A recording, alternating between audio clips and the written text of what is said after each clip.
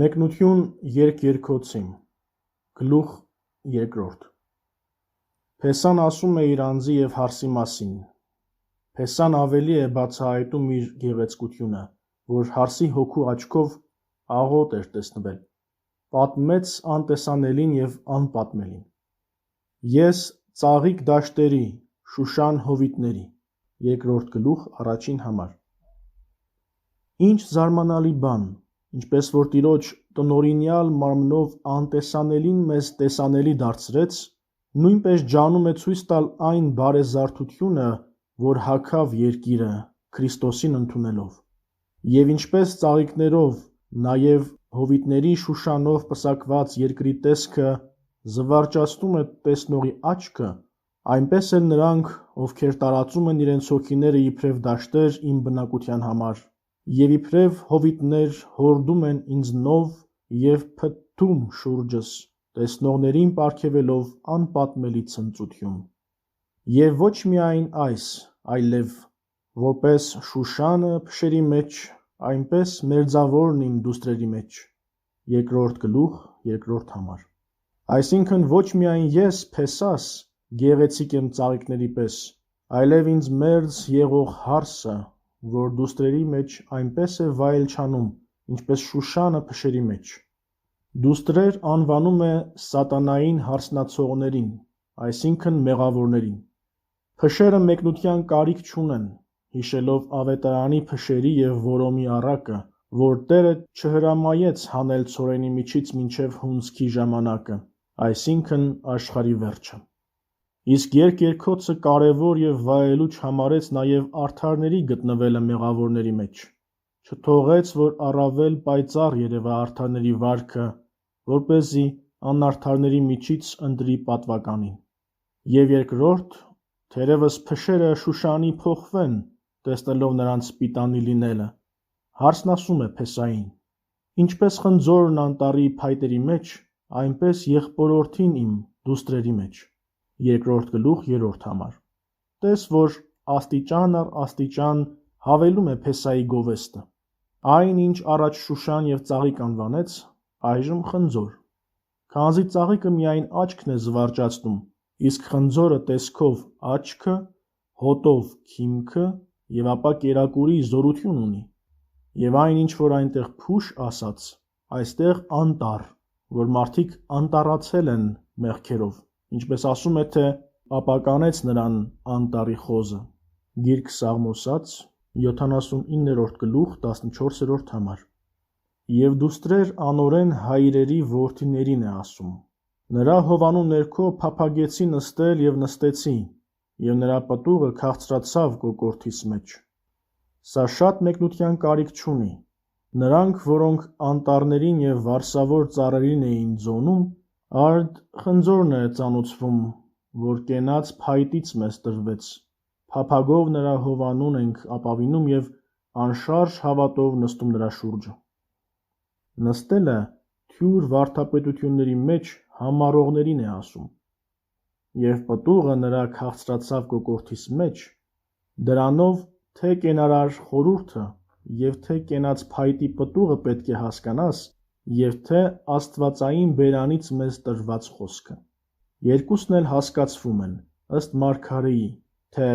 քիմքիս մեջ քո խոսքերն ավելի քաղցր են, քան բերանիս մեղրը։ Գիրք Սաղմոսաց 118-րդ գլուխ 103-րդ համար։ Հարսն օրիորդներին ասում է. տարեք ինձ տունը գինու, երկրորդ գլուխ 4-րդ համար։ Ասում է, թե չեմ հագենում հեռվից բերված բաժակից, կամ աստվածային խոսքերից, զի անհագ ցանկություն ունեմ և անաշխատելի ընթացք, արդ տարեք ինձ այս բարիքների տունը, որովհետև չունեմ այնպիսի փափագ առ Փեսան և պատվիրանները նրա, որ ձեր միջոցով տեսնեմ և լսեմ ու դրանով հագենամ։ Գինին զվարճության առիթ է, և այս կյանքում սիրում են նրանով մոռացնել տրտմությունը,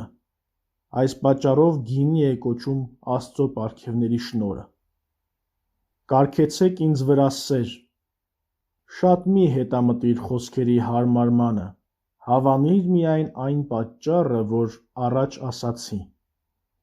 Կարգեցեքն այստեղ հասկացվում է այնպես, ինչպես մի այլ տեղ է ասում արթնացրեք սերը։ Երգ-երգոց 2-րդ գլուխ 7-րդ համար, 8-րդ գլուխ 4-րդ համար։ Սերն Աստված է, որովհետև անունն Աստուծո ճանաչված է սեր, ինչպես առաքյալն է ասում, թե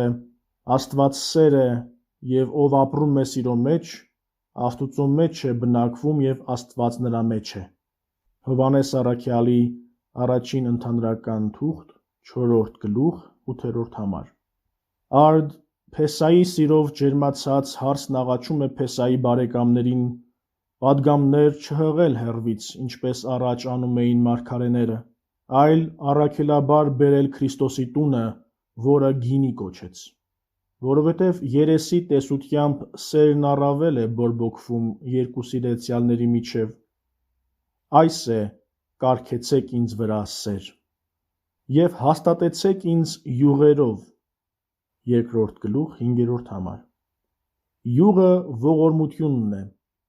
Արդ ուզում է ասել, թե Փեսային տեսնելով հոգուս աչքերի բացմամբ ավելի լավ կճանաչեմ այն անչափելի ողորմությունը, որ մեզ արեց, և ավելի պիտի ամրապնդվեմ և ողորմությամբ ողորմություն պիտի գտնեմ, ինչպես ասում է Աստվածաբանը։ Տես Սուրբ Գրիգոր Աստվածաբան,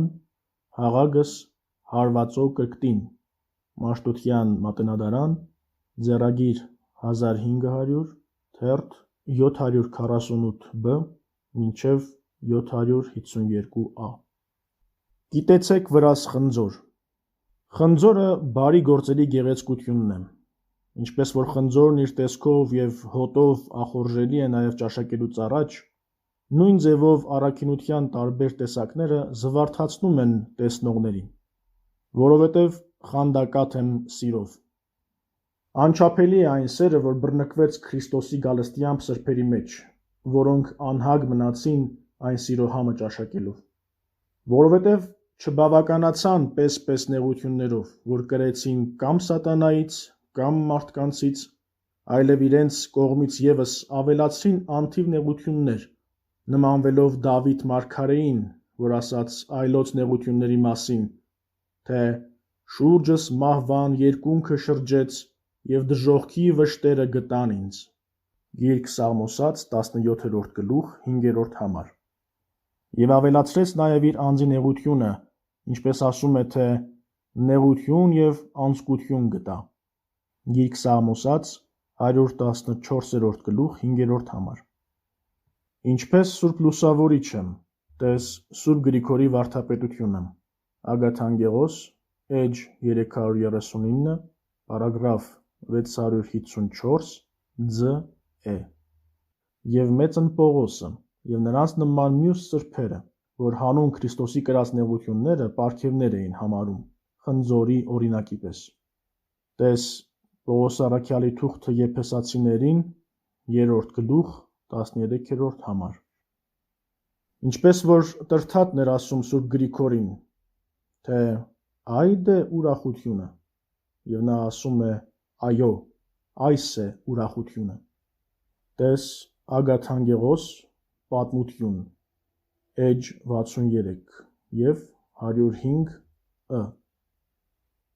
Թող նրա ձախը լինի գլխիս վրա, իսկ աջը գրկի ինձ, 2-րդ գլուխ 6-րդ համար։ Այս նույնն այլ տեղինքը երկրորդում է, աջ կողմում երկարությունը կյանքի, իսկ իր ձախ կողմում փառք և հարստություն։ Գիրք Առակաց 3-րդ գլուխ 16-րդ համար։ Արդ ասում է, թե իմ սերն ու սիրտը այլ կերպ չեն լիանա, քան միայն նրան հարելով և նրան տեսնելով։ Թեև նեղությունների բազում փորձություններ վրա հասնեն, միայն աջն ու ձախը ինձ հովանի և պահապան պահիր։ Հարսն օրիորդներին ասում է. Օրիորդներ հրեշտակներն են կոչվում, նաև այն մարդիկ, որոնք հրեշտակացան։ Կերթվեցնեմ ձեզ, դուստրեր Երուսաղեմի, անդաստանի զորությունների և ուժգնությունների վրա, երբ արթնանաք, արթնացրեք սերը մինչև կամենա։ Երկրորդ գլուխ 7-րդ համար։ Անդաստան աշխարհն է կոչվում, նաև երկինքը, իսկ անդաստանի զորություն և ուժգնություն Աստված, որով հաստատվեցին աշխարհն ու երկինքը, որոնք անշարժ, սեղմված և փակված են մնում զորությամբ և ուժգնությամբ անդաստանի, այսինքն Աստուծո։ Նաև հրեշտակները և մարդիկ, որ անդաստանների մեջ են բնակված, երդումով են հիշվում։ Արդ այն զորությունն եմ երդմնեցնում հառնել, աղոթել և արթնացնել նույն համակսերն առ Քրիստոս, որպեսզի իր կամքը լցնի մեր մեջ։ Այս է որ Տերն անձամբ աղոթել հրամայեց. «Քո կամքը թող լինի», ասում է, ինչպես երկնքում, այնպես էլ երկրի վրա։ Արդ վերին Երուսաղեմի դուստրերը, որոնք երդվեցնում էին, հրեշտակներն են և սրբերը, որ երկրից են։ Լսելով Փեսայի ձայնը, հարսն ասում է. «Իմ եղբորորդու ձայնն է»։ Երկրորդ գլուխ 8-րդ համար։ Տես ահա, որ բերանով խոստովանելուց առաջ ծածուկ բաներն է ճանաչում, սակայն սպասում է պաղատանքի, որպեսզի ուրիշները ևս ճանաչեն նրա արդարությունը։ Քանզի թեպետ ողորմած է, բայց նաև արդարադատ, իրեն ձայնելը և փափագելով պաղատելը մեր պարտքերի վճարումն է համարվում։ Արդ երբ հարսը, այսինքն եկեղեցին, աղաչում էր օրիորդներին, հեթանոսներին տանել գինու տունը, այլ ոչ թե հանցավորների պատգամով Փեսայի երեսից հեռու, և երդվեցնում էր Երուսաղեմի դուստրերին արթնացնել սերը, որպեսզի կատարվի նրա կամքը, որպես բարիք մարդկանց հանդեպ, Փեսան չսպասեց բարեխոսների աղաչանքին, այլ լսելով աղաչողի մաղթանքները, հաշտություն առաջարկեց և ընդառաջ գնաց, ինչպես Ավետարանում է ասում անառակ որդու առակով։ Տես Ղուկասի ավետարան 15-րդ գլուխ 11-ից 32-րդ համարներ։ Քանզի ինքը Տերը շրջում է որոնելով արժանավորներին, և որոնք սիրում ու փնտրում են կանխատեսությամբ ճանաչված նրա կամքը։ Հարսն ասում է. «Իմ եղբորորդու ձայնն եմ»։ Ահավասիկ նա վազելով եկավ լեռների վրայով, խայտալով բլուրների վրայով։ Ձայն է կոչում մարգարեներից մեզ առաքված լուրը։ Ինչպես լսեցինք, այնպես էլ տեսանք, այսինքն բանն Աստուծո, որ բազմիցս և բազում օրինակներով խոսեց մեր հայրերի հետ, մարգարեների միջոցով, օրերի վախճանին մեզ հետ սրանք խոսեց իր որդու միջոցով։ Պողոս առաքյալի թուղթը Եբրայեցիներին 1 գլուխ 1 համար։ Այս է, որ ասում է. «Ահա նա վազելով եկավ լեռների վրայով, խայտալով բլուրների վրայով»։ Լեռներ և բլուրներ սատանայի բռնություններն են կոչվում, որ ոտնակոխ արեց իր գալստյամբ, ըստ մարգարեի ասացի, թե լեռները և բլուրները խռովվեցին, սասանվեցին, և դողը պատեց նրանց։ Նավումի մարգարեություն 1 գլուխ 5-րդ համար։ Նաև նույն իշխանությունը Տերն առաքյալներին տվեց լեռների վրա, ոչ միայն խայտալ լեռնացած մեղքերի վրա, այլև դրանք ծովը նետել։ Նման է եղբորորդին իմ այծյամի կամ եղնիկների ձագերին Բեթելի լեռների վրա։ 2 գլուխ 9-րդ համար։ Տեսողության համար եղբորորդուն նմանեցնում է այծյամի, թեպետ շատ էլ պատշաճ չէ, քանզի նա ստեղծելուց առաջ իսկ տեսնում է ինչ որ կա մարդու մեջ, ասվածի համեմատ, թե մինչև քեզ ստեղծելը որովայնից գիտեմ քեզ։ Երեմիայի մարգարեություն 1 գլուխ 5-րդ համար։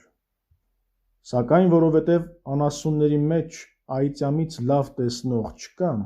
այդ պատճառով նրան Քրիստոսի տեսողության օրինակը դարձրեց։ Նույնպես որովհետև եղնիկը օձի սատակիչն է,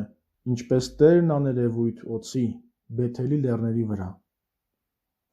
Ըստ եբրայերենի Բեթել երկինք է կոչվում,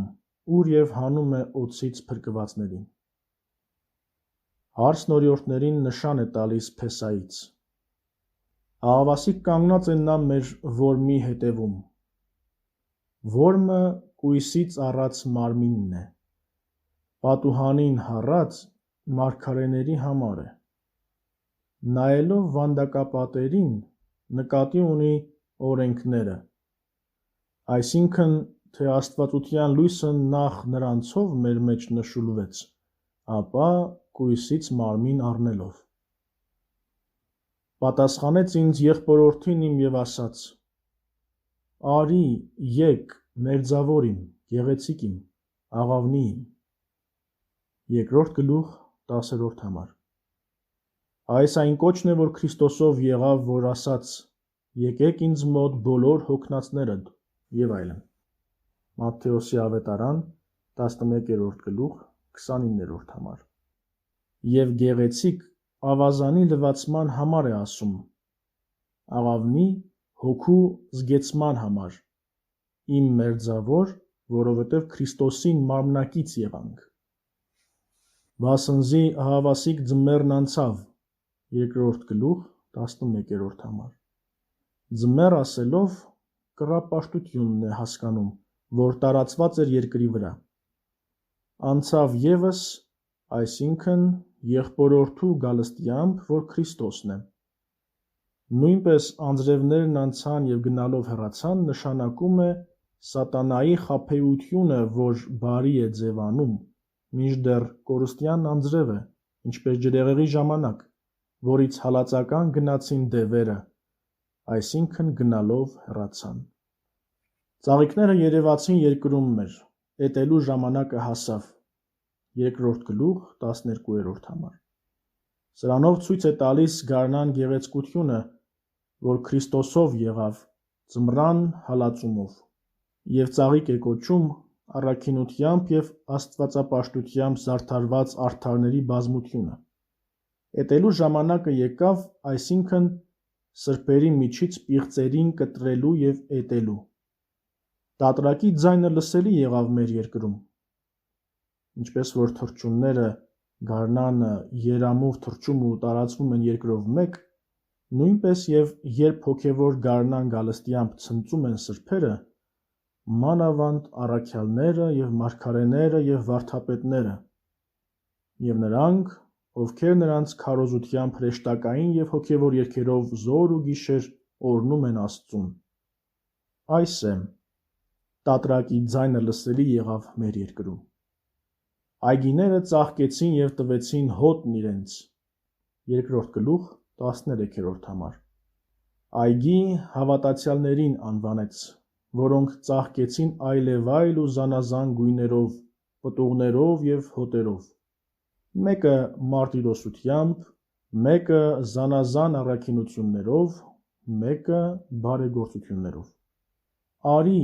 եկ, մերձավոր իմ, գեղեցիկ իմ, աղավնի իմ, կատարյալ իմ։ Նույն առաջին խոսքերը կրկնեց, հաստատելով իր կոչումը, թե ոչ թե վանդակապատի կամ պատուհանի միջոցով, այսինքն մարգարեներով կամ օրենքով, այլ հենց իմ սեփական կոչով ել և եկ։ Եվ կրկնելով խոսքերը ցույց տվեց, թե արքայության ճանապարհին կանգ առնել չկա, քանի դեռ մարմնի մեջ ենք գտնվում, ըստ Տիրոջ ասացի, ում ելեք գնանք այստեղից, Մարկոսի ավետարան 14-րդ գլուխ 42-րդ համար, և ըստ աստվածաբանի մեկնության, տես Սուրբ Գրիգոր աստվածաբան, Հաղագս աղքատասիրության, Մաշտոցյան մատնադարան, ձեռագիր 1500, 752a մինչև 758a։ Եվ եկ աղավնի իմ այն վենի հովանու ներքո, որ գտնվում է պատվարի մոտ պարսպի։ 2 գլուխ 14-րդ համար։ Տես թեպետև աղավնի եղավ, բայց մշտապես պահանջում է զորանալ մաքրության մեջ և չհամարել իրեն կատարյալ մաքրության մեջ։ Եվ ով որ համարի, թե նրա մեջ է, թող զգույշ լինի, որպեսզի չլինի, թե ընկնի։ Վեմիդ հովանու ներքո։ Վեմ Քրիստոսին է կոչում, քանզի առաքյալն ասում է, թե վեմը ինքը Քրիստոսն էր։ Մատթեոսի ավետարան 16-րդ գլուխ 18-րդ համար։ Գործք առաքելոց 4-րդ գլուխ 11-րդ համար, Պետրոս առաքյալի առաջին ընդհանրական թուղթը 2-րդ գլուխ 4-րդ համար։ Իսկ Պարիսպ պատվիրաններին է ասում, ինչպես կա գրքի մեջ. Արդ հրամայում է այսուհետև ղեկավարել ավետարանով և դրա պատվիրաններով և ոչ թե օրենքներով։ Դա է վկայում նաև առաքյալը, թե դուք, որ օրենքով եք արդարանում, շեղված եք Քրիստոսից։ Պողոս առաքյալի թուղթը Գաղատացիներին 5-րդ գլուխ 4-րդ համար։ Եվ Պարսպի պատվարի մոտ, թեև ավետարանի պատվիրանները պահելով հեռու չես օրենքներից, քանզի օրենքների լրումը Քրիստոսն է, ասում է առաքյալը։ Համեմատիր Պողոս առաքյալի թուղթը Հռոմեացիներին 13-րդ գլուխ 10-րդ համար։ Եվ ինքը Տերն է ասում, թե օրենքները լրացնելու եկա։ Մատթեոսի ավետարան 5-րդ գլուխ 17-րդ համար։ Սրանով ցույց է տալիս, թե օրենքները թերի էին։ Արդ կատարելով բովանդակլրումը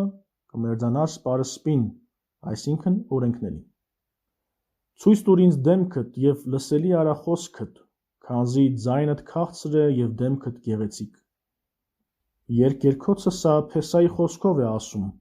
իսկ Գրիգոր Նյուսացին Հարսի խոսքով է ասում, որին մենք էլ համաձայն ենք։ Տես Սուրբ Գրիգոր Նյուսացի մեկնություն երկերքոցի, ճառ 5-րդ, Մաշտոցյան մատենադարան, ձեռագիր 1013, թերթ 69a մինչև 76a։ Արդ հարսն աղավնի լինելով և ճանաչելով վեմը, այսինքն Քրիստոսին, աղաչում է. ցույց տուր ինձ դեմքդ և այլևս ինձ հետ մի խոսիր մարգարեներով և օրենքներով, այլ որչափ տեսանելի ես մարմնավորներին, ցույց տուր ինձ զգալապես քո դեմքը, որպեսզի տեսնեմ և հագենամ քո փառքի երևումից, և որչափ կարող է տանել մարդու լսելիքը,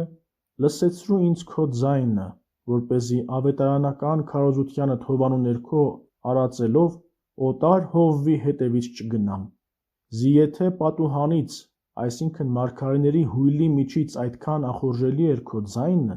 ապա որչափ առավել ևս եթե քո դիմաց արժանանամ լսելու իմ փրկության ավետյաց լուրը։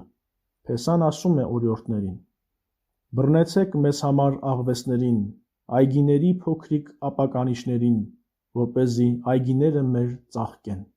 2-րդ գլուխ 15-րդ համար։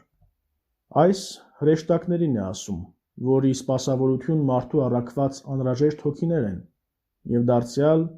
առավելապես առաքյալներին է ասում, որոնք որսորդներ եղան բովանդակ տիեզերքի, քանզի նրանք նախ և առաջ աղվեսին որսացին ի կորուստ, հալածելով այգիներից։ Աղվես սատանային է ասում, իսկ այգիներ եկեղեցուն, որ հավատացյալ անձերն են, որոնց առաքյալները դուրս կորզեցին աղվեսի ժանիքներից, որ հակառակ էր ճշմարտության, որ և մահվանից դեպի կյանք փոխադրեցին։ Այս Տերն էլ ասաց, երբ առաքյալներն ուրախությամբ իր մոտ դարձան և ասացին. Տեր, դևերը ևս քո անունով հնազանդվում են մեզ։ Ղուկասի ավետարան 10-րդ գլուխ 17-րդ համար։ Ասաց. ահա տվեցի ձեզ իշխանություն ոտնակոխելու օձերին և կարիճներին, նաև թշնամու ողջ զորությունը։ Ղուկասի ավետարան 10-րդ գլուխ 19-րդ համար։ Մինչ ուրիշ առիթով լեռ, վիշապ կամ իշխան է կոչում սատանային, այստեղ առաքյալների ստացած ահարկու զորության պատճառով ասում է աղվես և փոքր։ Հարսն այսպես է ասում. եղբորորդիս ինն է, և ես նրանը, որ հովվում է շուշանների մեջ, մինչև տիվը լուսավորի և ստվերները շարժվեն։ 2-րդ գլուխ 15-րդ համար, 16-րդ համար։ Հարսը տեսնելով իրեն աղվեսի որսից ազատված, խնդամտությամբ ինքն իրեն տալիս է երկրագործին, որ ցանկապատի միջնորմը քանդեց։ Եվ քանի որ այլևս օրենքների որմով իր փափագած միավորումից չի բաժանվում, ուստի ասում է, թե ես իմ եղբորորդունն եմ և եղբորորդիս իմը։ Եվ դարձյալ քանզի ճաշակեցի ես նրա սերը, տեսա նրա ցանկալի դեմքը և լսեցի ախորժելի ձայնը, ես նրա մեջ եմ և նա իմ մեջ։ Արդ այսուհետև չի կարող երկրային ցանկությունը կամ կարիքը ինձ բաժանել նրանից, ինչպես որ եղավ իսկ, և տեսանք այս մարտիրոսների և ճգնավորների կյանքի ասպարեզում։ Ինչպես ասում է առաքյալը, թե ով պիտի բաժանի մեզ Քրիստոսի սիրուց, նեղությունը, թե անձկությունը, թե հալածանքը։ Պողոս առաքյալի թուղթը Հռոմեացիներին 2 գլուխ 9-րդ համար և ըստ գրոց, որ հովվում է շուշանների մեջ, մինչև տիվը լուսավորի և ստվերները շարժվեն։ Այսինքն, թե այլևս չի կերակրում խոտով, որ անասնացած մարդկանց կերակուր է։ Խոտ մարմնավոր վայելքներին է ասում, և ոչ թե դրանով, այլ հոգևոր կերակուրներով է կերակրում, որ կերան իսկ և զմայլվեցին բոլոր սրբերը, և սնոտի ցանկություններն արհամարհեցին և սպասում են միջօրեի ծագմանը, որ վերջին օրն է, և այլևս հավիտյան պիտի չշարժվեն։ Այսինքն անցնում են, և ապա սրբերը հագենում Քրիստոս Փեսայի հանդեպ ունեցած անչափելի ծարավով, դարձյալ եղբորորդիս նման է այծյամի կամ խնկաբեր լեռների վրայի եղնիկների ձագերին, այսինքն թե սրահայաց աչքով տես ամբարիշտների արարքները, դու որ բարձունքի վրա ես նստում, և ոտքիդ տակ ճզմիր օձերին և վիշապներին, ինչպիսին որ է եղնիկների բնությունն իսկ, ճզմել օձերին և սպանել։